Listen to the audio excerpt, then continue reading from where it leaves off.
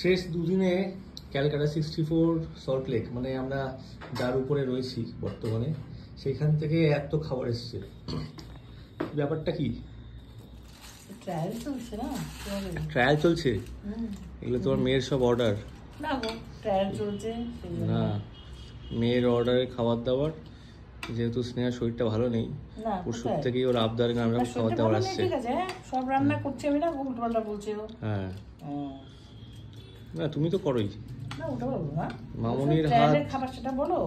আর cafe খাবারের মধ্যে তো হ্যাঁ, ইয়েস, ট্রায়ালের খাবার সেটা বলো। ট্রায়ালও ছিল, আবার ভালোবাসার খাবারও ছিল। ভালোবাসার খাবার সেরকম কিছু ছিল, উল্টো পাল্টা বলে একটু। ওকে, ভেরি নাইস। ঠিক আছে, দেখা হচ্ছে আবার আগামীকাল। তুমি কি ডিম দিয়ে, ভাত দিয়ে, আলু দিয়ে, ঝোল দিয়ে মাখছো? আরে সোনা কিছু খেতে পাচ্ছে না, তো বললো যে মা আমাকে একটু এমনি করে মেখে দাও তো। ওকে ওকে, ঠিক আছে। হাতে তো খেতে পাচ্ছে না। ঠিক আছে, বাই বাই বাই। নিজের হাতে খেতে পাচ্ছে না, হাতে খুব বেরিয়েছে তোর, পায়ে হাতে হাঁটতে পারছে না। হ্যাঁ, ওর হয়েছে গিয়ে হ্যান্ড ফুট মাউথ, যেটা বড়দের হয় আমি জানলাম এই প্রথম।